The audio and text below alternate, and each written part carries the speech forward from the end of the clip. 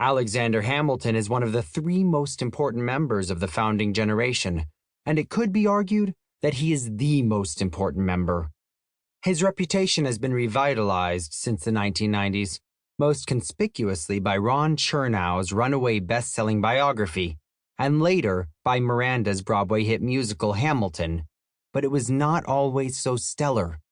Hamilton was at one time the punching bag for the anti-elitist strain of the progressive left, many of whom considered the American founders to be little more than self-interested, racist aristocrats without concern for the common man.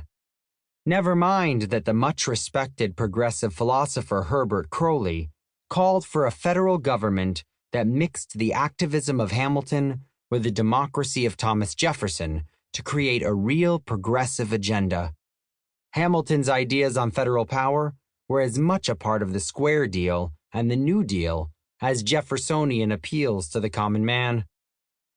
Even while denigrating the Founding Fathers in general, most leftist Americans viewed Jefferson as one of their own, the people's president, who favored the laboring class over the well-heeled members of an old American aristocratic order.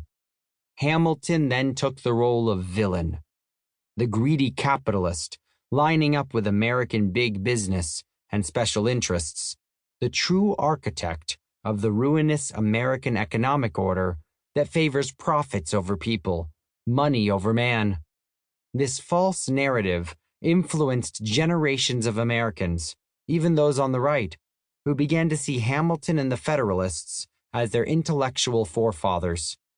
If the left admired Jefferson, then the right had to not only accept Hamilton, but embrace him. And there was much to like.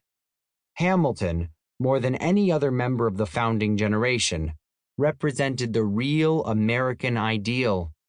He was born a bastard son in the British West Indies, a young boy who pulled himself up by his bootstraps after his father abandoned him and his mother died. When he was just a teenager, he was allowed to run a thriving merchant firm in the West Indies, while the proprietor was away on business. Hamilton arrived in America in 1772, and during the crisis with Great Britain, he caught the eye of several leading patriots with the publication of two political writings that showed both maturity and guile. This would become a hallmark of his career. If nothing else, Hamilton was a skilled writer and rhetorician with a persuasive and elegant pen. But this is not how Hamilton wanted to be remembered.